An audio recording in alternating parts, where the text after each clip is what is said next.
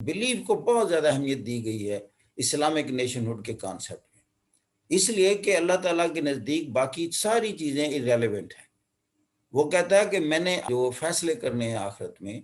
وہ اس بات پر کرنے ہیں کہ آپ میں سے مجھ کو حکمران کن لوگوں نے بنایا ہے۔ جن کا حکمران میں تھا وہ ایک قوم تھے، تو لہذا خالق کائنات کی حکمرانی میں آنے والی تمام مخلوق ایک سلطنت کا حصہ ہے،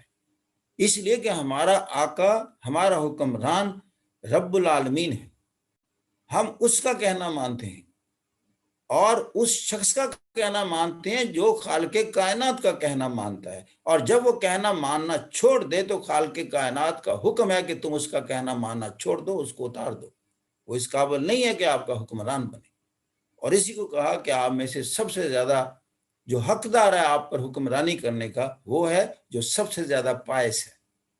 متقی ہے، پرہیزگار ہے، مطلب یہ اپنے ایک ایک عمل پر مجھے حاکم سمجھا ہوا ہے، مجھ سے پرمیشن لیتا ہے، میرے احکامات اور میرے جو انجنکشنز ہیں، ٹینٹس ہیں جسے میں ٹینٹس آف اسلام کہتا ہوں، ان سے وہ ڈیویٹ نہیں کرتا۔ آپ میں سے سب سے معزز وہ ہے، تو کہتے ہیں the Islamic concept of nationalism and internationalism, جو دوسرا نیشنلزم کا کانسیپٹ ہے اس کے اپوزٹ ورڈ کا، وہ ہے جغرافیائی خطے یا آپ کے ریشل سٹاکس، کہ جی وہ ہم سیمیٹکس ہیں، ہم جی ایرینز ہیں، یا ہم بنگالی بولتے ہیں تو ہم بنگالی ہیں، ہماری نیشن الگ ہے جی، یا ہم سندھی بولتے ہیں تو ہم جی سندھی نیشن ہوڈ کا تعلق ہے۔ نو، اس ریلیجن میں یہ چیز کا کوئی تعلق نہیں ہے کہ آپ جغرافیائی خطے سے ہیں، وہ آپ کی پہچان ہے، شناخت ہے، اسے آپ رکھ سکتے ہیں، جیسے آپ کا نام ڈیفرنٹ ہے، آپ بڑے پرائڈ کے ساتھ اپنا نام رکھیں، آپ اپنے والد کا نام ساتھ لگائیں، اپنے قبیلے کا نام لگائیں، کیونکہ اللہ کہتا ہے یہ نام میں نے ہی تجویز کیے ہوئے ہیں اس لیے کہ آپ معاشرے میں پہچانے جائیں، آپ کے ڈسٹنگشنگ فیچرز ہوتے ہیں۔ فرنٹیئر میں چلے جائیں، کھٹک ہیں، یوسف زئی ہیں، جی بے شمار وہ ان کی لائنیجز ہیں، اس میں کوئی حرج کی بات نہیں ہے، وہ آپ کی کاسٹ ہے، وہ آپ کی ایک ڈسٹنکشن شناخت ہے، لیکن اس کی وجہ سے کسی کو بڑائی میں جانے کا یا بڑا سمجھنے کا کوئی کانسیپٹ نہیں ہے کہ جی فلاں قبیلہ بڑا قبیلہ ہے، زیادہ باعزت ہے۔ نو، عزت کا تعلق ایک ہی بات سے ہے کہ اس نے اپنی ذات پر خدا کو حکمران کتنا بنایا ہوا ہے، یہ خدا کا بتائی ہوئی بات ہے۔ دنیا کے معاملات الگ ہیں، یہاں عزت کا معیار اور ہے کہ آپ کے پاس اثاثے کتنے ہیں، دولت کتنی ہے، فیکٹریاں کتنی ہیں، گاڑیوں کی تعداد کیا ہے،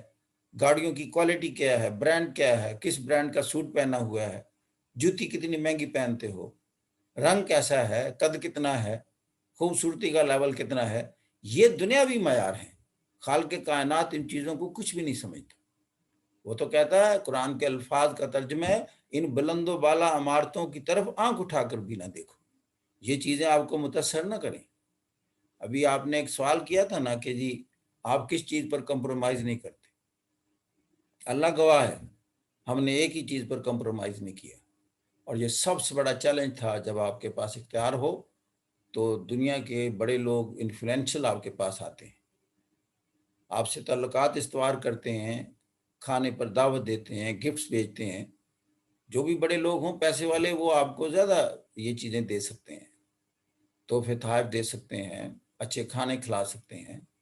اپنی شان و شوکت دکھا کر انفلوئنس کر سکتے ہیں، اس کے بعد انہوں نے میرٹ کے اگینسٹ آپ سے فائدہ اٹھانا ہوتا ہے۔ وہ آپ کا امتحان کا مقام ہے کہ اس وقت خالق کائنات کا حکم دیکھیں کیا ہے۔ اس وقت آتی ہے کہ عمر فاروق کی ایڈمنسٹریشن کیا تھی، پھر اس وقت ویژولائز کرنا، اگر آپ کی جگہ خلفۂ راشدین ہوں تو کیا ان کھانوں کی وجہ سے، ان تحائف کی وجہ سے، یا مستقبل میں کچھ میری توقعات ہیں اس کے ساتھ، اس کی وجہ سے میں کسی کا حق چھین کر ان کو دے دوں، وہ بہت بڑا امتحان ہوتا ہے۔ اگر آپ اس امتحان میں کامیاب نہیں ہوئے، اللہ کی نظر میں you lost the game, you failed. لیکن وہ ریسسٹ کرنا ٹو آل دیز ٹیمپٹیشنز، بے شمار ٹیمپٹیشنز ہوتی ہیں، وہ دیکھتے ہیں کہ آفیسر کی ویکنس کیا ہے، ویکنس دیکھتے ہیں، یا پھر اگر کوئی خوف کھاتا ہے کسی چیز سے اس کو ڈرا کر دیکھتے ہیں۔ تو دونوں حربے استعمال کیے جاتے ہیں، اور بات ایک ہی ہوتی ہے کہ میرٹ کے خلاف یا کوئی کرپٹ پریکٹسز میں انوالو ہو کر ہمیں حصہ پہنچاؤ۔ اسی طرح کینڈیڈیٹ ہیں، فوج سے تعلق تھا تو ان کے جی میں ICSS کریں، تو مجھے میسج کیا، ویڈیو دیکھتے رہتے ہیں کہ جی وہ میں آفیسر ہوں لیکن میرے جی میں آتا ہے میں سول سروس میں آؤں۔ تو مجھے معلوم ہوا کہ سول سروس میں بڑی کرپشن ہوتی ہے، تو کیا بندہ مجبور ہو جاتا ہے کرپشن کرنے پر؟ تو مجھے سر یہ بتائیں، دس واز دا کوشچن۔ تو میں نے 1 سینٹینس آنسر اس کو لکھ کر بھیجا، میں نے کہا جی corruption is a choice not obligation، بس اتنا بھیجا میں نے، corruption is a choice not obligation۔ اس کے بعد اس نے مجھے سلیوٹ والا اپنا پک بھیجا، اچھا شخص تھا۔ تو کیونکہ لوگوں میں اتنی چیز عام ہو گئی ہے کہ آپ ابلائڈ ہیں، آپ کرپشن کیے بغیر بچ ہی نہیں سکتے، تو ایسی بات نہیں ہے، آپ نو کر سکتے ہیں۔ زیادہ سے زیادہ کیا ہوگا، آپ کا تبادلہ ایسی سیٹ پر کر دیں گے جہاں پیسہ انوالو ہی نہ ہو، اور وہ کیا ہوتا ہے، ٹریننگ انسٹیٹیوٹ میں بھیج دیتے ہیں، and that is the best thing. آپ کی جو ہر جتنے بھی ڈپارٹمنٹ ہیں ان سب کا ایک ٹریننگ سیٹ اپ ہوتا ہے، جس بھی آپ گروپ میں جوائن کریں ان کا ایک ٹریننگ سیٹ اپ ہوتا ہے۔ اور ٹریننگ انسٹیٹیوٹ کا فائدہ کیا ہے، ایک تو وہاں آپ کا نالج کا اضافہ ہوتا ہے، آپ انٹلیکچوئل سے آپ کا واسطہ پڑتا ہے، آپ اس کو کوآرڈینیٹر ہوتے ہیں، بلاتے ہیں بڑے بڑے اچھے لوگوں کو، پھر آپ کی سیلری لیگلی بڑھ جاتی ہے، 20% ٹریننگ الاؤنس ہے، یعنی اللہ تعالیٰ نے علم والے کو کیسے نوازا ہوا ہے۔ تو آپ چونکہ سیلری ڈیپینڈنٹ ہوتے ہیں، جو ایماندار لوگ ہیں، تو ان کی سیلری 20% جاتے ہی بڑھا دی جاتی ہے کہ آپ ایجوکیشن انسٹیٹیوشن میں آ گئے، اور بہترین باتیں کرنے کے لیے آپ سٹیج پر آتے ہیں۔ وہاں کرپشن تو نہیں پڑھا سکتے،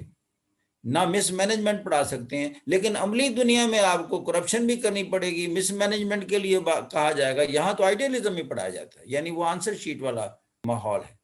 جیسے میں کہتا ہوں، آپ جب کمرہ امتحان میں ہوتے ہیں تو آپ تو کوالٹی اور سچی اور کھری اور اچھی باتوں کے علاوہ تو بات ہی نہیں کر سکتے، وہاں بہترین باتیں کرنی پڑتی ہیں۔ گڈ گورننس کیسے کہتے ہیں، یا کلینسٹ کنٹریز دنیا کے جو ہیں وہ کیوں ہیں، کیا وجہ ہے، کرپٹ ترین کنٹریز کیوں ہیں ایسے، وہ صحیح کیسے کیے جا سکتے ہیں، ساری اچھی اچھی سوچیں۔ تو امتحان کے لیے تیاری کرنے والے اسٹوڈنٹ، میں کہتا ہوں آپ زندگی کے بہت اچھے فیز سے گزر رہے ہیں، آپ سے اللہ خوش ہے کہ آپ حقائق تلاش کرنے والی ایک جنگ میں ہیں کہ ریالٹیز کیا ہیں اور سچ اور حق کیا ہے۔ تو آپ حق کو باطل سے الگ کر رہے ہیں اور الگ کر کے بتا رہے ہیں۔